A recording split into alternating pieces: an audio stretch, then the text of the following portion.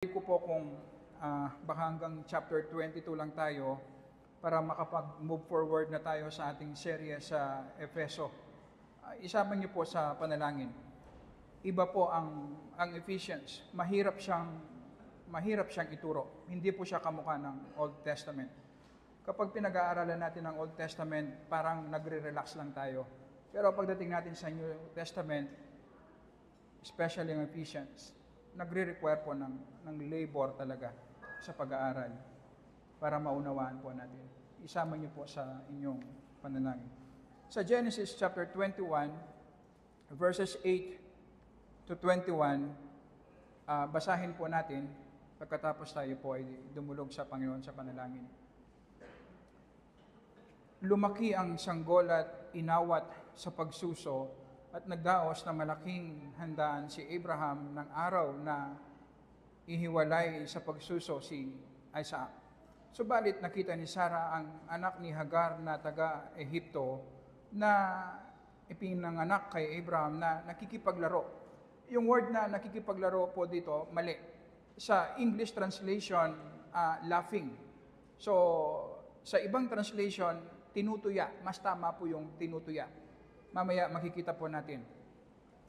Verse 10, kaya't sinabi niya kay Abraham, palayasin mo ang aliping ito at ang kanyang anak, sapagkat hindi magmamana ang anak ng aliping ito na kahati ng aking anak na si Isaac. Ang bagay na ito ay naging lubhang mabigat sa kalooban ni Abraham dahil sa kanyang anak.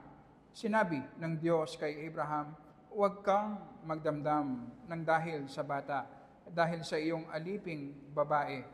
Makinig ka sa lahat ng sasabihin sa iyo ni Sarah, sapagkat sa pamamagitan ni Isaac, papangalanan ang iyong binhi. Ang anak ng alipin ay gagawin ko ring isang bansa, sapagkat siya'y iyong binhi. Kinaumagahan, maagang bumangon si Abraham at kumuha ng tinapay at lalagyan ng tubig na iyari sa balat at ibinigay kay Hagar. Ipinatong ang mga ito sa kanyang balikat at ang bata na siya ay pinaalis.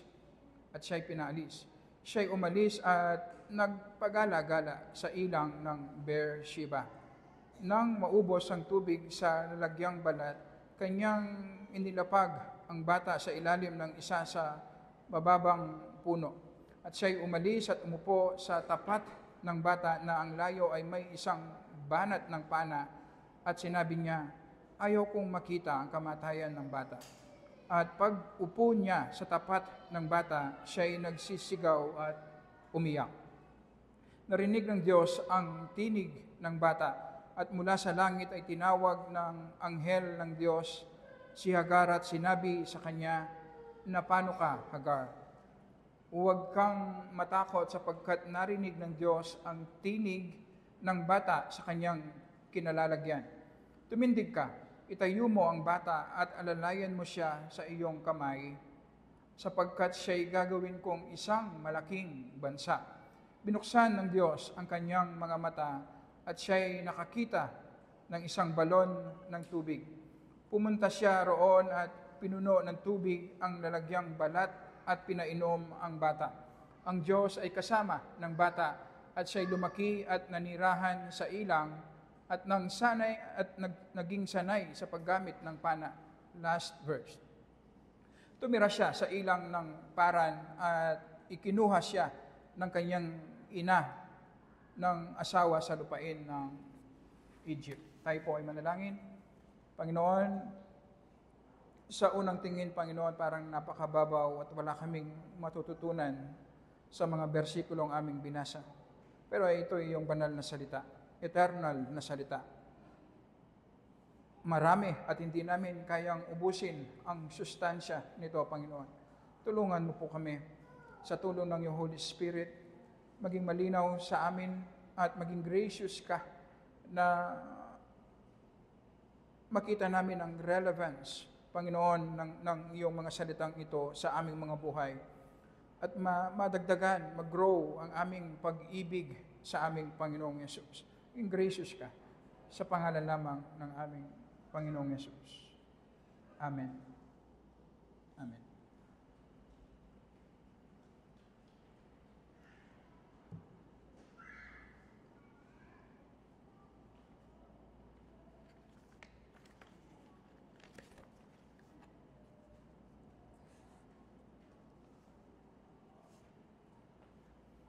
tinupad ng Panginoon ang kanyang pangako sa takdang panahon.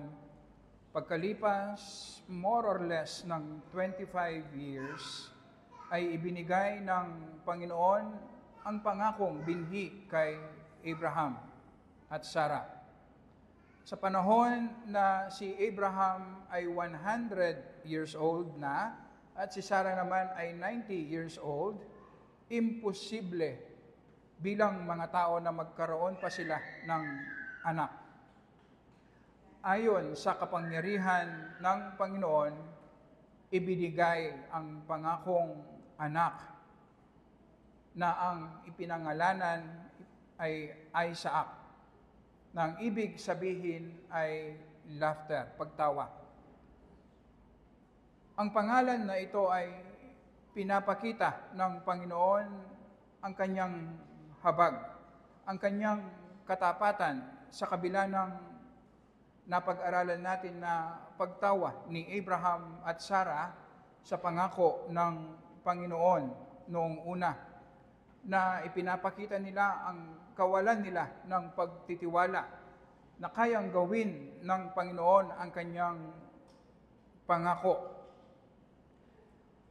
Si Isaac ay isang testament sa katapatan ng Panginoon sa atin sa kabila ng hindi natin pagiging matapat sa Kanya. Ang pagkasilang ni Isaac ay isang tagumpay sa gawain ng Panginoon. Nagbibigay ito ng signal na umaabante ang gawain ng Panginoon, na sa pamamagitan ni Isaac ay magmumula ang ating Panginoong Yesus, ang ating tagapagligtas. At ito ay nangyari sa kabila ng maraming kasalanan, kabiguan, kawalan ng pagtitiwala, sa kabila ng maraming weaknesses ni Abraham at ni Sarah. Pinakita ng Panginoon ang kapangyarihan ng kanyang biyaya. Sa pagpapatuloy po natin, may makikita pa tayong isang pagtawa pa. Ngunit iba naman ang kahulugan. Sa verse 8, lumaki ang sanggol at inawat sa pagsuso. Ito ay tumutukoy kay Isaac. At nagdaos ng malaking handaan si Abraham ng araw na ihiwalay sa pagsuso si Isaac. In ancient cultures, pinapasuso ng ina ang bata ng matagal. Umaabot po ng 3 taon. Hindi po katulad sa panahon natin ngayon na kung magpasusuman ng ina ay agad-agad na inaawat. Sa panahon noon na marami ang namamatay na bata, importanteng okasyon ito kay Abraham at Sarah na si Isaac ay umabot ng 3 taong gulang. Pero imbes na maging masaya, ang okasyon na ito, ang celebration na ito, nagkaroon ng problema. Sa verse 9, at nakita ni Sarah ang anak ni Agar na taga-Ehipto, na ito'y nagkaanak kay Abraham, na tumutuya sa kanya. Ito po yung sabi natin kanina, hindi po nakikipaglaro si Ismael kay Isaac. Pinagtatawanan niya ito. Nakita ni Sarah si Ismael na tinatawanan si Isaac, at ang pagtawang ito ay pagtuya, pagmamaliit ni Ismael kay Isaac na siyang magiging tagapagmana ni Abraham. Ito ang pangalawang pagtawa na tinutukoy po natin. Sa tagpong ito, hindi niyo po ba naamoy ang pag-aaway na nangyari sa chapter 16 ng Genesis, kung saan inutusan ni Sarah si Abraham na sipingan ang kanyang alila na si Hagar upang sila po ay magkaroon ng anak. At si Ismael nga ang naging bunga. At ang ganitong pangyayari, nagbunga po ng pag-aaway sa tahanan ni Abraham. Minaliit ni Hagar ang kanyang master na si Sarah dahil nga hindi magkaanak si Sarah at siya ay nagkaroon ng anak. At bilang ganti naman, sinaktan, minaltrato ni Sarah si Hagar. Sa panahong ito na teenager na si Ismael, posible 16 or 17 years old, buhay pa rin ang alitan ng dalawa. Ang pagtawa, ang pagtuya ni Ismael ay reflection ng tension o sama ng loob niya na nasapawan siya ni Isaac na kanyang half-brother. Sa Galatia chapter 4, verse 29, ang sabi ni Apostol Pablo na binigyan niya ng pagkahulugan ang pagtawa ni Ismael, ang sabi niya, Galatia chapter 4, verse 29, subalit kung papaanong inusig noon nang ipinanganak ayon sa laman ang ipinanganak ayon sa Espiritu, gayon din naman ngayon. So ang tinutukoy ni Apostol Pablo dito ay ang pagtawa ni Ismael kay Isaac. Na ang ibig sabihin pala, pinepersecute, inuusig ni Ismael si Isaac dahil ang magiging tagapagmana kasi ni Abraham ay hindi po si Ismael, kundi si Isaac. Kaya masama ang loob ni Ismael. Ito ang nakita ni Sarah. Kaya naman sa verse 10, kaya't sinabi niya kay Abraham, sinabi ni Sarah kay Abraham, palayasin mo ang aliping ito at ang kanyang anak, sapagkat hindi magmamana ang anak ng aliping ito kahati ng aking anak na si Isaac.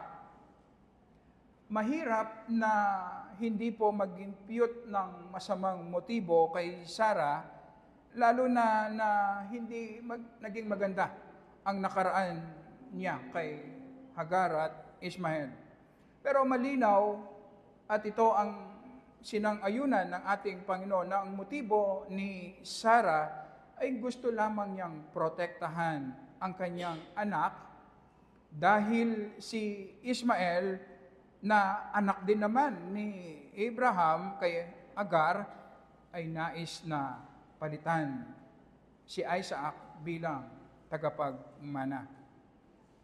Gusto lang maalis ni Sarah ang banta sa anak niya na si Isaac bilang tagapagmana ni Abraham. Kaya gusto niyang palayasin si Hagar at si Ismael sa tahanan niya. Huwag nating kakalimutan na hindi lamang ito simpleng away pamilya.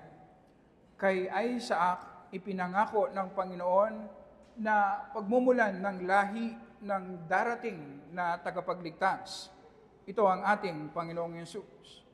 Ang main issue dito ay ang kaligtasan nating mga mananampalataya, ang pagdating ng ating Panginoon at tagapagligtas, ang ating Panginoong Yesus. Merong isang commentator ang nagsabi na sa bigat ng issue, sa laki ng nakataya dito, ang posibleng damage na pwedeng mangyari, idulot, na ang tanging solusyon ay palayasin, paalisin sa tahanan ni Abraham, si Hagar at si Ismael. Sa verse 11, ang bagay na ito ay naging lubhang mabigat sa kalooban ni Abraham dahil sa kanyang anak. Hindi madali ang pinapagawa ni Sarah kay Abraham. Sa loob po ng 16 or 17 years, si Ishmael lamang ang naging anak ni Abraham. Kaya sobrang napalapit ito sa kanyang anak na si Ishmael. Sa Genesis 17 verse 18 nga, di ba, napag-aralan natin, na pinakiusapan ni Abraham ang Panginoon na si Ishmael na lamang ang maging tagapagmana niya. Posible na narinig ni Sarah ang ganitong kaisipan ni Abraham, kaya nakita niyang malinaw na banta si Ishmael kay Isaac. Mahirap na sitwasyon para kay Abraham. Kaya naman nakialam ang Panginoon. Sa verse 12, sabi ng Diyos kay Abraham, huwag kang magdamdam ng dahil sa bata. At dahil sa iyong aliping babae, makinig ka sa lahat ng sasabihin sa iyo ni Sarah, sapagkat sa pamamagitan ni Isaac, papangalanan ang iyong binhi. Sinang-ayunan ng Panginoon si Sarah na may banta nga kay Isaac bilang tagapagmana ni Abraham. Sabi ng Panginoon kay Abraham, makinig ka sa iyong asawa. Sinasabi ni Sarah, at sundin mo siya. Ang mabilis na application sa atin, pinapakita sa atin ng Biblia si Sarah bilang example ng isang submissive wife. Sa unang Pedro chapter 3 verses 5 and 6, tinitingala si Sarah sa kanyang submission at obedience kay Abraham. Pero pinapakita ng tagpong ito kung ano ba ang ibig sabihin ng submission ng asawang babae sa kanyang asawang lalaki.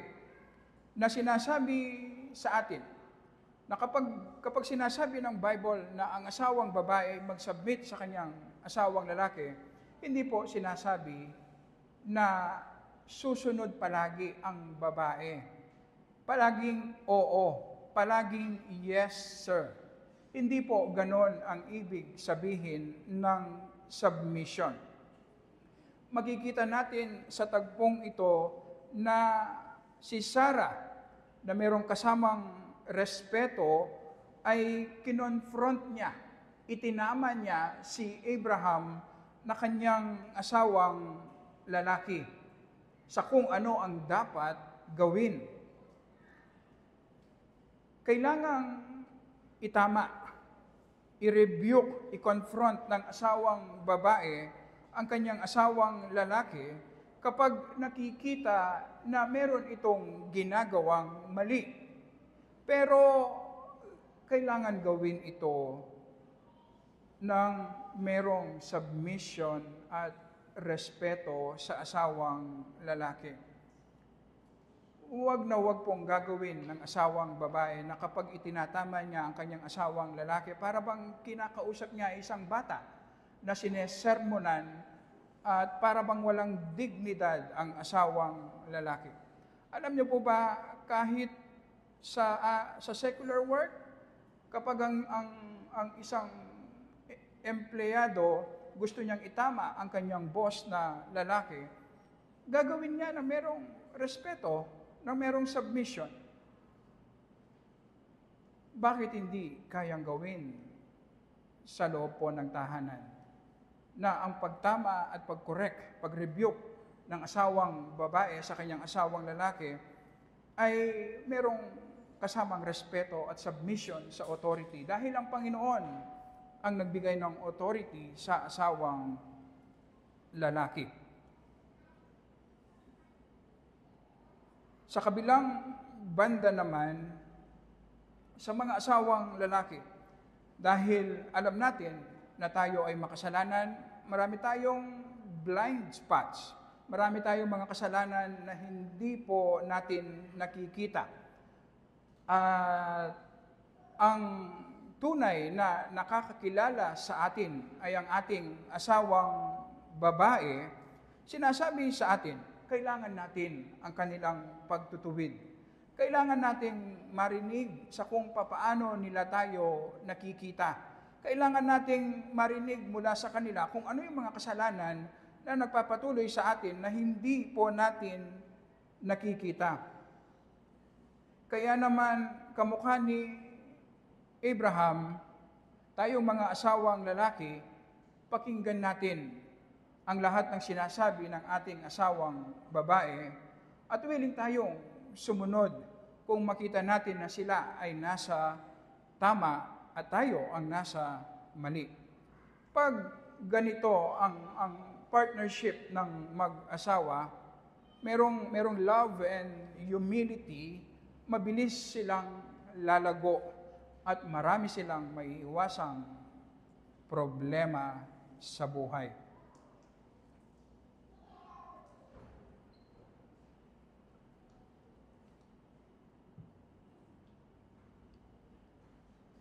Sa tagpong ito, si Sarah ang tama at sinang-ayunan siya ng Panginoon. Si Abraham ang kinakausap ng Panginoon at sa kanya ibinigay ng Panginoon ang pangako na magmumula sa kanya ang pangakong binhi. Pero sa tagpong ito, nabubulag si Abraham ng kanyang sobrang pag-ibig kay Ismael.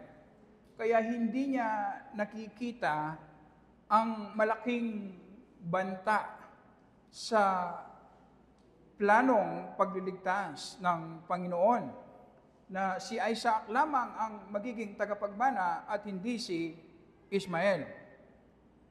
Kung pababayaan lamang ng Panginoon si Abraham sa tagpong ito, hindi niya papalayasin si Hagar at si Ismael. Kaya naman masisira ang planong pagliligtas ng Panginoon, masisira ang pamilya ni Abraham. Kaya naman sinabihan ng Panginoon si Abraham na tama ang nakikita ni Sarah. Si Sarah, ang tama, nakikita niya ng tama ang problema na merong ang banta sa plano ng Panginoon na si Isaac ang magiging tagapagmana na hindi nakikita ni Abraham dahil sa sobrang pag-ibig niya kay Ismael. Kaya inutusan ng Panginoon si Abraham, sumunod ka sa sinasabi ng iyong asawa. Nakikita niya ng tama ang situation ninyo. Hindi ba ganyan ang ginagawa din ng Panginoon sa atin? Merong mga mabubuting bagay na gusto natin, pero hindi ibinibigay ng Panginoon. Gusto mo ng promotion sa iyong trabaho, walang mali, pero hindi ibinibigay ng Panginoon. Gusto mong magkaroon ng anak, walang mali sa iyong desire, pero hindi ibinibigay ng Panginoon. Gusto mong magkaroon ng asawa, walang mali, pero hindi pa ibinibigay ng Panginoon. Gusto mo ng prosperidad, pero hindi ibinibigay ng Panginoon. Merong kang ministry na gusto mong gawin, pero hindi ibinibigay ng Panginoon. O kaya naman, ang kabaligtaran, meron tayong mga mabubuting bagay na ini-enjoy natin, pero biglang kukunin ng Panginoon. Tignan natin ang ganitong pangyayari sa buhay natin na pag-iingat ng Panginoon sa ating pananampalataya.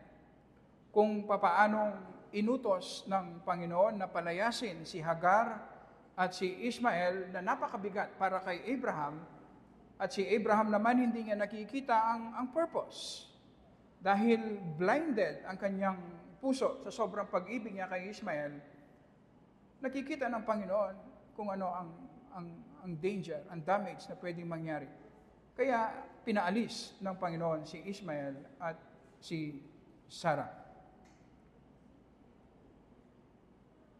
Ang isang malinaw na indication na sobra ang pag-ibig natin o ginagawa na nating Diyosan ang isang bagay ay kapag meron tayong gusto pero dahil hindi ibinibigay ng Panginoon o kaya meron tayong ini-enjoy pero biglang kunin ng Panginoon sa atin, nagrereklamo tayo.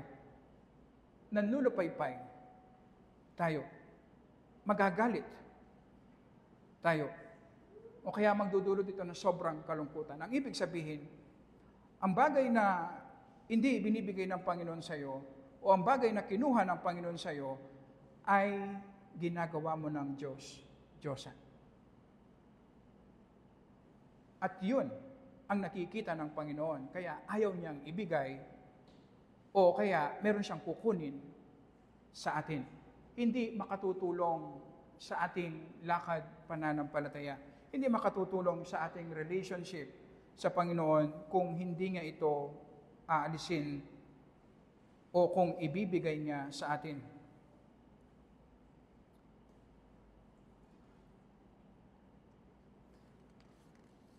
Kaya naman sa pag-ibig ng Panginoon,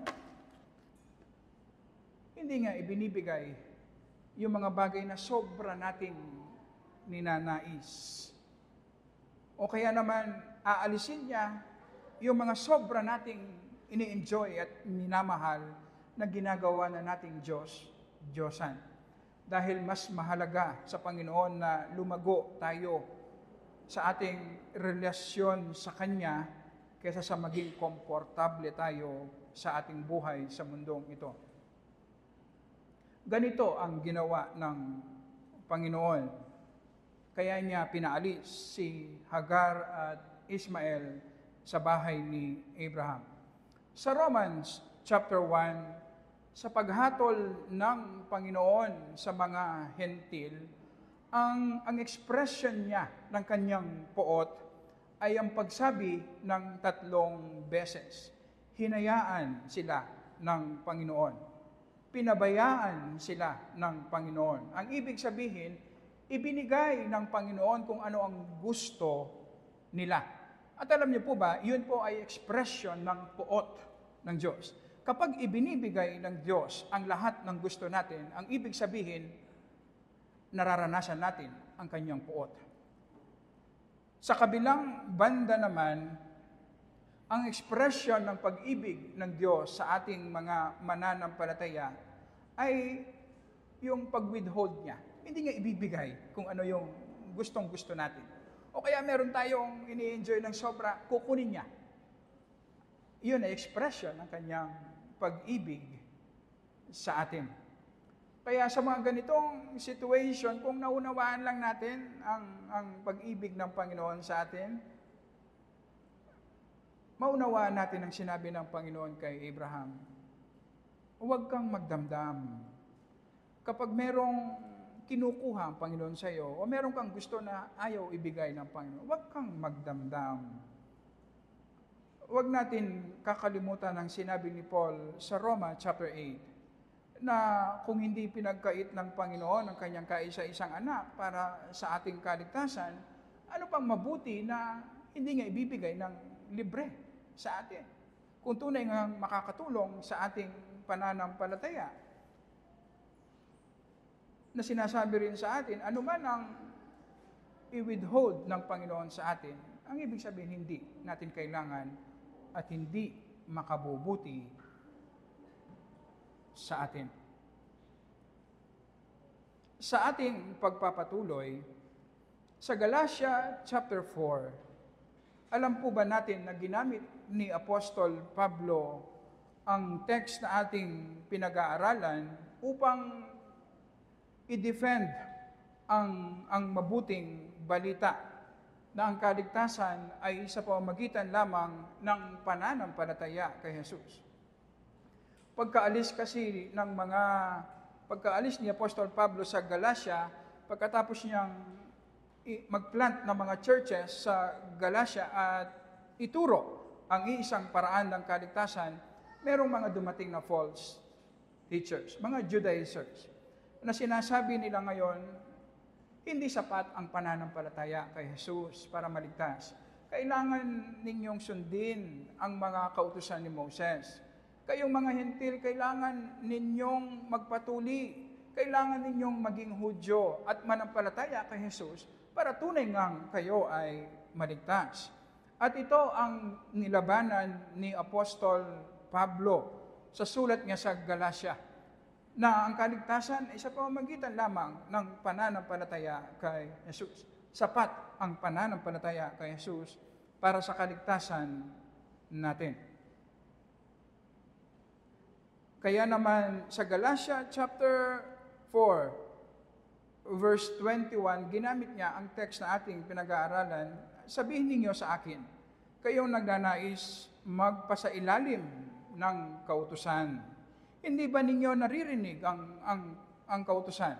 Verse 22, chapter 4 ng Galatia, sapagkat nasusulat na si Abraham ay nagkaroon ng 2 anak. Isa mula sa aliping babae, ang isa ay sa babaeng malaya, yun ay kay Sarah. Sinasabi kasi ng mga false teachers na sila ay maliligtas kasi galing sila sa lahi ni Abraham. Tama yun, sabi ni Abraham. Sabi ni Pablo. Pero sabi ni Pablo, huwag niyong kakalimutan, may 2 asawa. Si Abraham. Una, si Hagar na isang alipin. Pangalawa, si Sarah na isang malaya.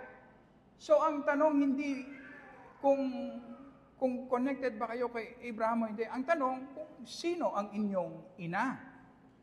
Sa verse 23, subalit mula sa alipin ay ipinanganak ayon sa laman.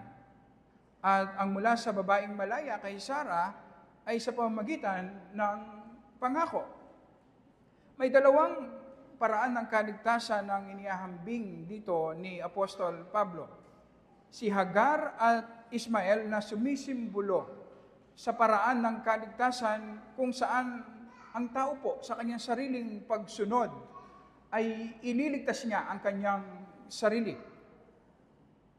Hindi ba si Ismael ay bunga ng pagsisikap ni Abraham, sariling pagsisikap ni Abraham at Sarah kasama si Hagar upang tuparin ang pangako ng Panginoon sa kanila.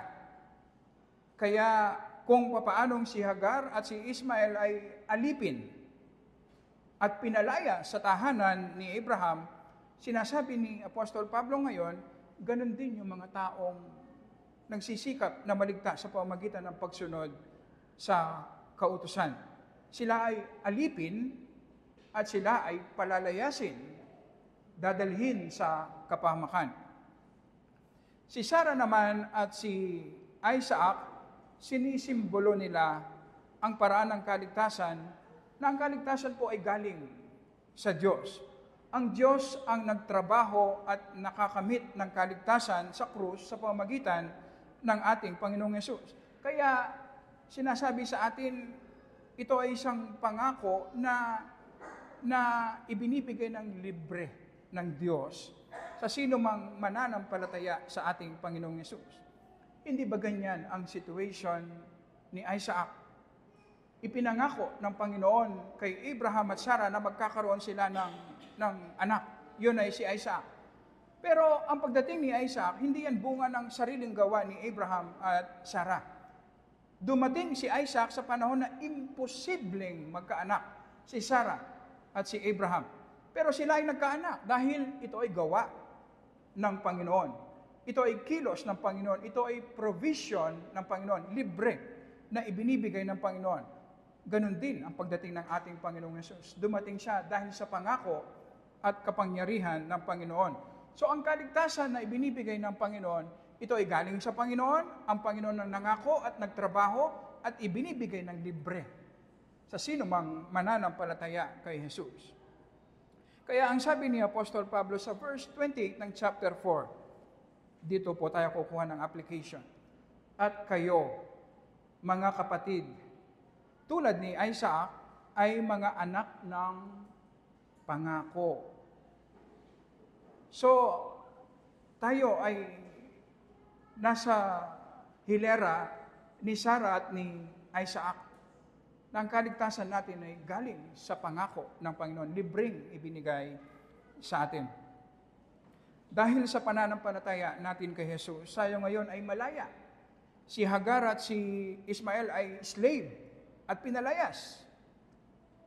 Pero si Sarah at si Isaac, merong security, parte sila ng pamilya ni Abraham. Ganon din tayo, parte tayo ng pamilya ng Diyos at merong seguridad ang posisyon natin sa tahanan ng Diyos. Kailanman, hindi tayo papalayasin ng Diyos sa kanyang tahanan.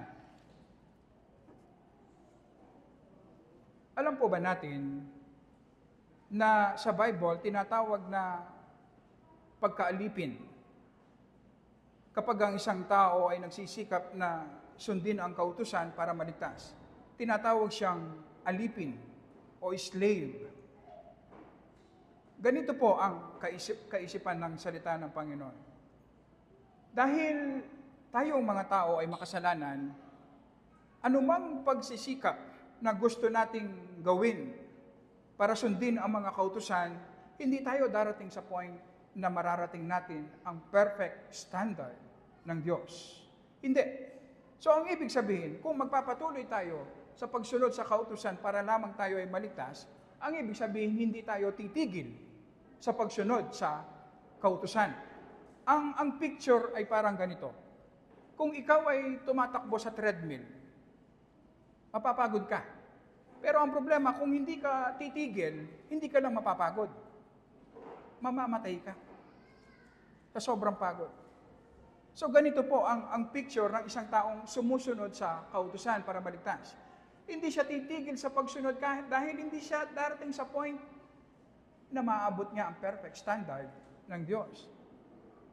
Kaya slave siya ng kanyang ng pagsunod sa mga kautusan. Slave siya ng kautusan. Sa isang Kristiyano, ang kaligtasan ay ibinibigay ng libre ng Panginoon sa pamamagitan ng pananampalataya kay Jesus. Libre. Hindi mo kailangan magpagod. Libre nga eh. Libre. Kaya naman, malaya. Malaya ang isang mananampalataya. Tama. Ang isang Kristiyano, bilang bunga ng kanyang pananampalataya kay Jesus, bilang bunga ng kanyang pagsamba sa Panginoon dahil sa pagliligtas niya sa Kanya, magbubunga ang kanyang pananampalataya ng pagsunod sa mga kautusan. Pero ang kanyang pagsunod ay hindi po kamukha ng pagsunod ng isang unbeliever na sumusunod siya para maligtas. Kaya slave siya ng kautusan. Pero ang isang Kristiyano, sinasabi dito, malaya. Merong security. Merong kasiguraduhan sa kanyang posisyon sa pamilya ng Diyos. Hindi siya papalayasin ng Diyos. Bakit? Kasi ang kanyang kaligtasan nakadepende sa kung ano ang ginawa na ng Panginoong Yesus sa kanyang buhay, kamatayan, at muling pagkabuhay. At ito ang malaking pagkakaiba.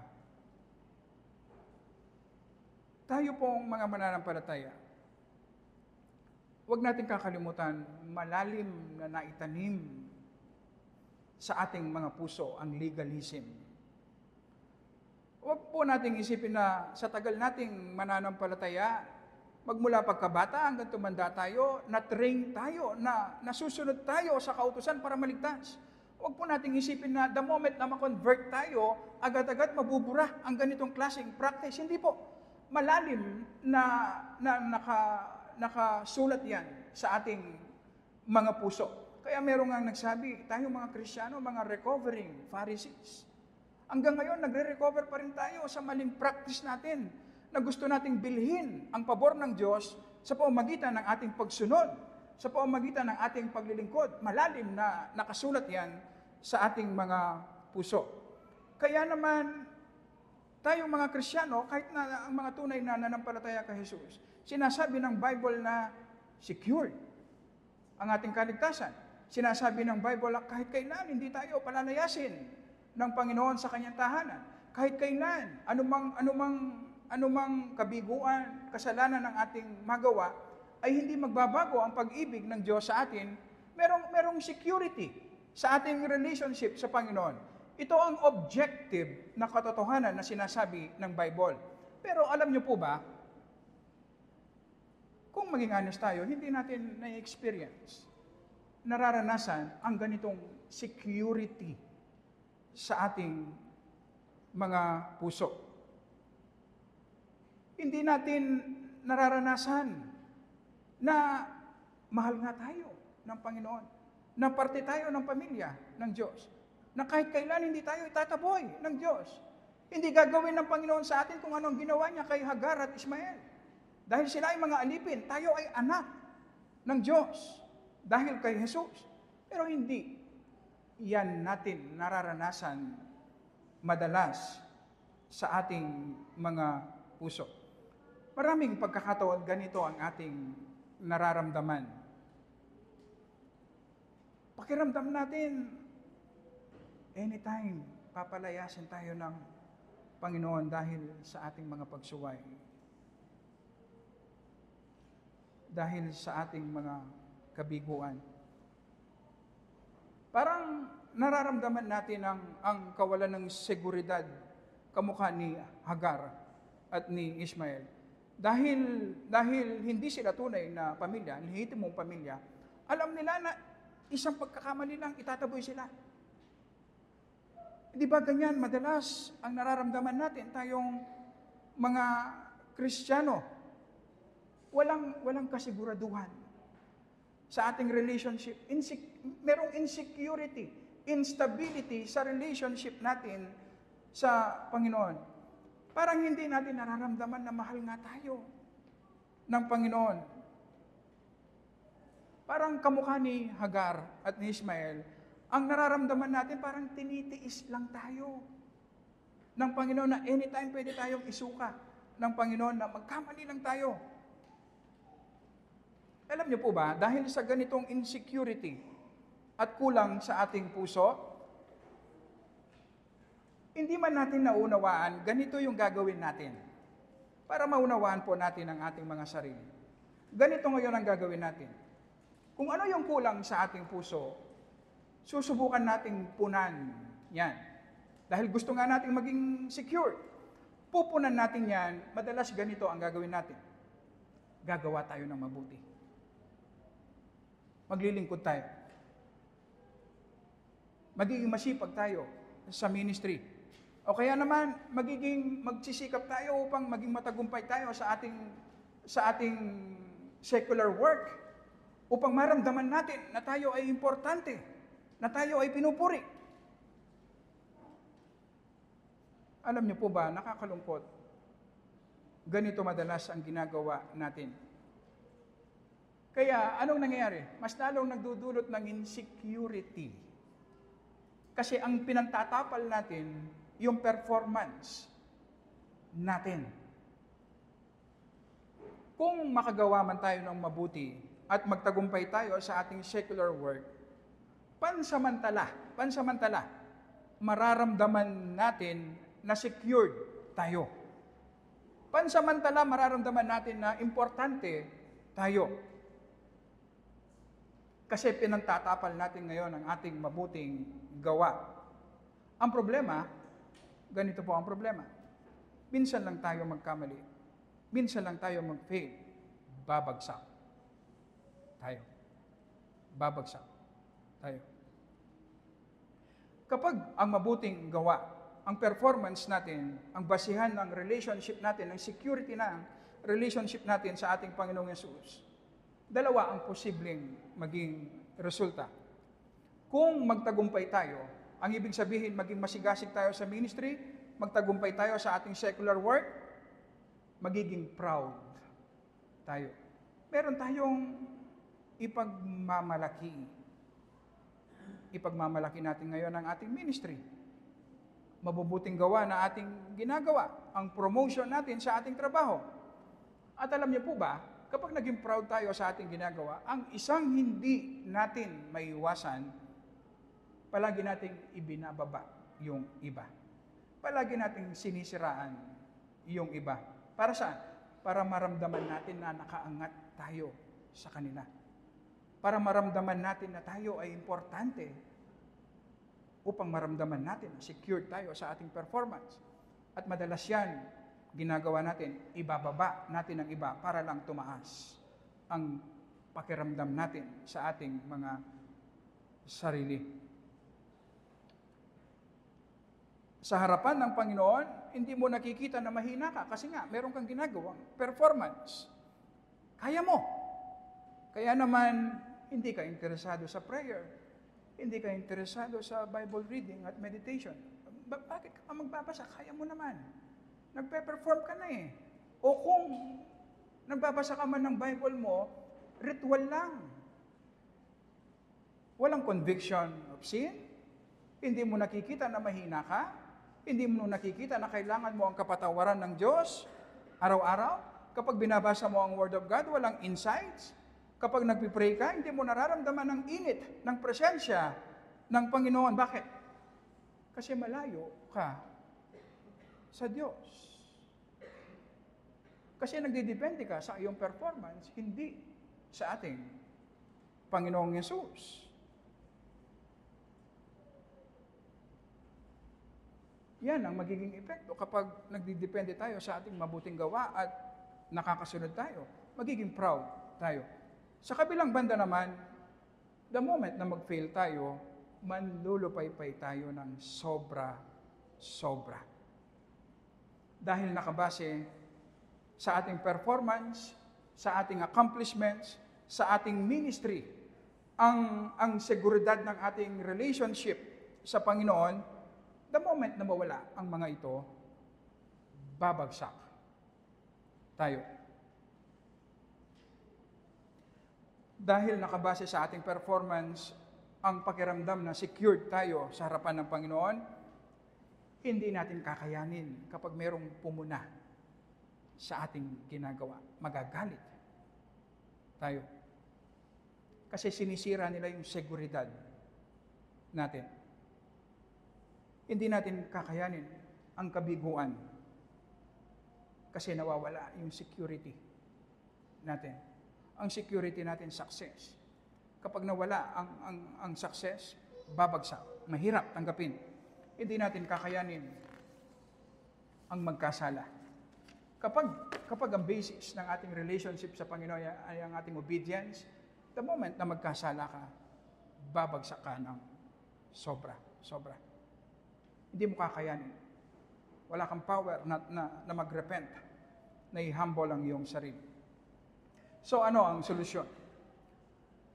Ang katotohanan na secured ang relationship natin sa Diyos dahil ito ay nakadepende sa perpektong buhay ng ating Panginoong Yesus at perpektong pagbabayad niya ng kasalanan sa cross. Ang objective na katotohanan ito sa Bible, kailangan pong maranasan natin.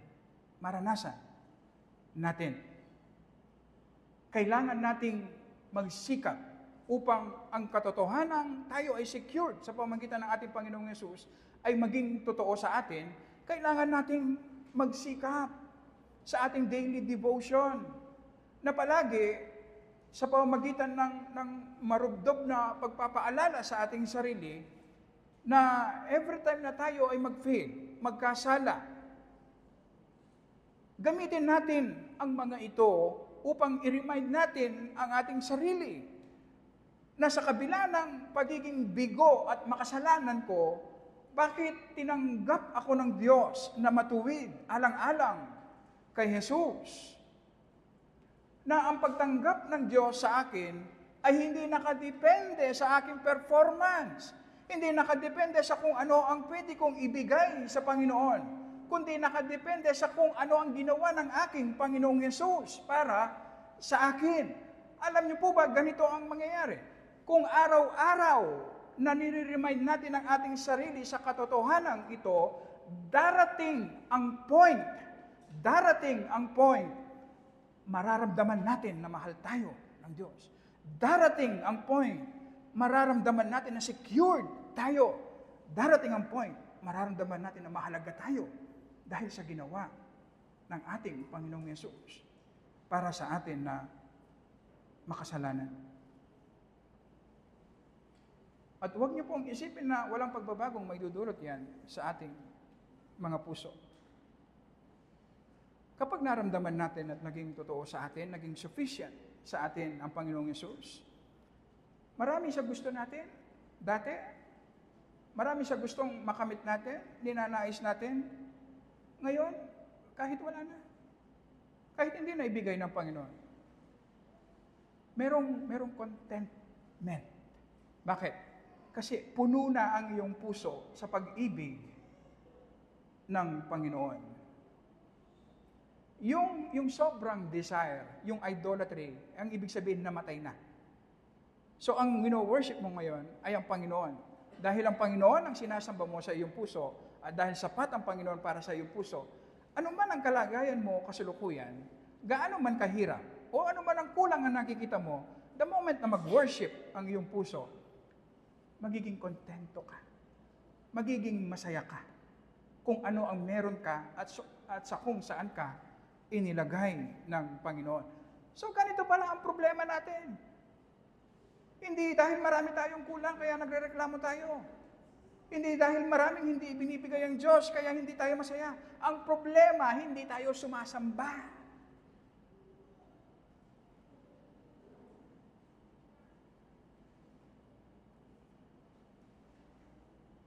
Sa panahon naman ng kabiguan, pagkakasala, at nagiging visible sa atin ang ating mga weaknesses, kapag sumasamba ang ating mga puso, imbes na magalit o manghina tayo, ito ngayon ang panahon na mas lalong malalapit tayo sa Panginoon. Ito yung power ng gospel. Kapag mayroong taong sumisira sa iyo, mayroong pumupuna sa iyo, o kaya nagkasala tayo, meron tayong nagawang kasalanan. Kapag hindi tama ang ating puso sa Panginoon, mas lalong lalayo tayo sa Panginoon. Pero kapag tama ang relationship natin sa Panginoon, imbes na masira tayo, ito ang mangyayari. Gagamitin mo ngayon ang iyong nagawang kasalanan, ang paninira ng iba sa iyo, na makita mo ngayon, gagamitin mo nga ito para mas lalo ka mapalapit sa Panginoon. Na makita mo na sa kabila ng iyong pagkamakasalanan, bakit ka tinanggap ng Diyos na banal? Sa kabila ng marami nating mga weaknesses at kabiguan, bakit ka tinanggap ng Diyos? At kung ano man yung nakikita nating mga kasalanan kasalukuyan sa ating mga puso, mas marami ang nakikita ng Diyos at minahal tayo ng Diyos nung tayo pa ay makasalanan. Pero bakit? Bakit tayo minahal ng Diyos? At sa ganitong proseso, alam niyo po ba, lalabas tayo sa ating mga pagsubok na mas matured, mas malakas na kamukha ng ating Panginoong Yesus. At dito natin ma-realize, ang main battle sa Christian life ay hindi yung mga nangyayari sa ating paligid. Hindi natin kontrolado yan. Kung ano ang sabihin at gawin ng ibang tao sa atin, hindi natin kontrolado yan. Kung saan tayo dalhin ng Panginoon, magaan man o mahirap, hindi natin kontrolado yan. Ang kontrolado natin kung paano tayo tutugon. At ang sinasabi ng gospel, pwede natin gamitin ang mga ito para mas lalo tayo mapalapit at mag-grow, maging malakas. At kung palaging ganito ang tugon natin, every time na magkasala tayo, mag-fail tayo, merong sumira sa atin, ang pwedeng gawin lang ng mga yan, palakasin ang ating pananampalataya. Mas lalo tayo mag-grow. Hindi ba ganyan ang ginawa ng Panginoong Yesus sa cross? Gustong sirain ni Satan ang Panginoon. Ang kamatayan din, gustong patahimikin ang Panginoong Yesus. Ang kasalanan ng mga Hudyo, mga Pariseo, Eskriba, sa kanilang inggit, pinatay nila ang Panginoong Yesus. Alam niyo po ba, lahat nag-meet sa krus. Ano nangyari? Na-accomplish ang ating kaligtasan.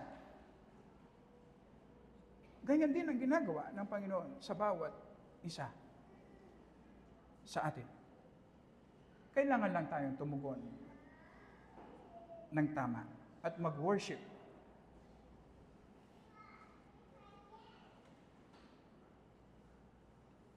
Ngayon natin marirealize, marami sa mga problema natin, tayong mga Kristiyano, malulunasan kung maging totoo lang sa ating mga puso ang pag-ibig ng Panginoong Yesus sa atin. Magkakaroon ng security sa ating buhay. Maglilingkod ka ngayon hindi dahil para meron kang punan, pantapal, sa kulang sa iyong puso. Hindi. Maglilingkod ka ngayon dahil masaya ka. Kasi totoo sa iyo ang pag-ibig ng Diyos. Kaya ang paglilingkod mo ngayon, magaan, masaya, hindi pabigat. Alam niyo po, isang senyales na hindi sumasamba ang iyong puso kapag nabibigatan ka sa ministry. O kaya naman, kapag nabibigatan ka sa pagpunta ng church every Sunday, ang Sunday, ang ibig sabihin po, spiritual rest, hindi physical rest. Kaya naman kapag nag-worship ang ating mga puso dahil naririnig natin ang Word of God, magdudulot siya ng joy sa atin. Magiging magaan ang ating buhay. Ang problem lang, hindi ka nag-worship. Uma-attend ka lang, hindi ka nag-worship ng tunay. Yun ang problema. Kaya nagiging mahirap ang pagdalo sa mga gawain. Nagiging mabigat ang paglilingkod. Kasi nga, hindi galing. Hindi bunga ng pagsamba natin.